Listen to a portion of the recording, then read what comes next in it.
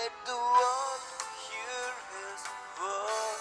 வார்த்தையினாலாவது கிரியையினாலாவது நீங்கள் எதை செய்தாலும் அதையெல்லாம் கர்த்தராகிய இயேசுவின் நாமத்தினாலே செய்து அவர் முன்னிலையாக பிதாவாகிய தேவனை ஸ்தோத்திரியுங்கள். கொலோசியர் 3:17 இரண்டாம் உலக மகா யுத்தம் முடிவடைய போகும் சமயத்தில் ஜப்பானுக்கு எதிராக அமெரிக்க ஐக்கிய நாடு பயன்படுத்திய அணுகுண்டுகளை தயாரித்ததில் முக்கிய பங்காற்றியவர் ராபர்ட் ஓப்பன்ஹைமர் என்பவர். அவருக்கு இருந்த அறிவியல் ஆர்வத்தால் தனது 18வது வயதில் ஹார்வர்ட் யூனிவர்சிட்டிக்கு சென்று அவர் காமா ரேஸ் மற்றும் சப்அட்டாமிக் பார்ட்டிகிள்ஸ் பற்றி தீவிர ஆராய்ச்சி செய்தார்.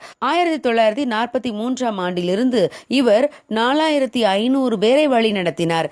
இவர்களுடைய முழு முதல் நோக்கமே அணுகுண்டு கண்டுபிடிப்புதான். 2 ஆண்டுகள் கழித்து $2 பில்லியன் பணம் செலவு செய்து ஒரு வழியாக அணுகுண்டு தயாரிக்கப்பட்டது. அது மிகவும் வெற்றிகரமாக செயல்பட்டது. ராபர்ட் ஓப்பன்ஹைமர் அது ஏற்படுத்திய விளைவுகளை பார்த்ததும் மிகவும் மனவேதனைப்பட்டார். ஜப்பானின் 2 பெரும் நகரங்கள் அழிந்து போயின. கண்ட இடமெல்லாம் மனித எலும்புகள் நிறைந்து காணப்பட்டன. அணுகுண்டு வெடித்த போது நெருப்பு பந்து போல அது எரிந்ததையும் காளான் போன்ற வடிவில் புகை எழும்பியதையும் பார்த்து நானே மரணமானேன் என்று மிகவும் வேதனைப்பட்டார். பின்பு தன்னுடைய வேலையை ராஜினாமா செய்துவிட்டு தன்னால் ஏற்பட்ட பாதிப்பை சரி செய்யும் முயற்சியில் ஈடுபட்டார். அணு ஆயுதங்களை யாரும் மீண்டும் பயன்படுத்த முடியாதபடி தடை செய்ய வேண்டும் என்று நினைத்தார். ஆனால் முடியவில்லை. முன்பு ஒரு நாள் தன்னுடைய வாழ்வின் லட்சியமாய் காணப்பட்டது இன்று அவருக்கு வெறுப்பாக மாறிப்போனது.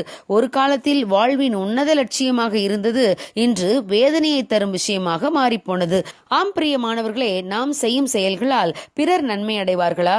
என்னுடைய செயல் யாருக்கேனும் ஆபத்தை ஏற்படுத்துமா என்று நாம் முதலில் தீர யோசிக்க வேண்டும். யூதாஸ் காரியோத்து இயேசு கிறிஸ்துவோடு கூடவே இருந்தவன். ஆனால் எப்படியாயினும் பணம் சம்பாதிக்க வேண்டும் என்பதுதான் அவனுடைய வாழ்வின் முக்கிய நோக்கமாக இருந்தது. அதற்காக என்ன வேண்டுமானாலும் செய்ய அவன் துணிந்தான். பிரதான ஆசாரியர் மற்றும் ஜனத்தின் மூப்பர் ஆகியோருடன் யூதாஸ் காரியோத்து ஆலோசித்தான். நான் இயேசு கிறிஸ்துவை காட்டிக் கொடுத்தால் எனக்கு என்ன கொடுப்பீர்கள் என்றான். அவர்கள் அவனுக்கு 30 வெள்ளிக்காசை கொடுக்க ஒப்புக்கொண்டார்கள். பேசி முடித்தபடி யூதாஸ் 30 வெள்ளிக்காசை பெற்றான். தான் காட்டிக் கொடுத்ததால் இயேசு மரண ஆக்கினைக்குள்ளாக தீர்க்கப்பட்டதை கண்டு மனஸ்தாபப்பட்டு அந்த 30 வெள்ளிக்காசையும் பிரதான ஆசாரியர்களிடத்திற்கும் மூப்பரிடத்திற்கும் திரும்ப கொண்டு வந்து, குற்றமில்லாத இரத்தத்தை நான் காட்டிக் கொடுத்ததினால் பாவம் செய்தேன் என்றான்.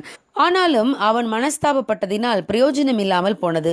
எனவே அவன் அந்த வெள்ளிக்காசை தேவாலயத்திலே எரிந்துவிட்டு நான்று கொண்டு செத்து போனான். ஆம் பிரியமானவர்களே, காலம் கடந்து மனஸ்தாபப்படுவதனால் எந்த பிரயோஜனமும் இல்லை. நம்முடைய நடக்கைகளால் பிறருக்கு பாதிப்பு இருக்குமா என்று நாம் முதலில் யோசிக்க வேண்டும்.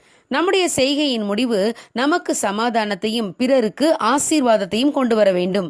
ஆகவே எந்த செயலையும் செய்ய ஆரம்பிக்கும் முன்பு தீர யோசிப்போம். பிறருக்கு ஆசீர்வாதமாய் மாறுவோம்.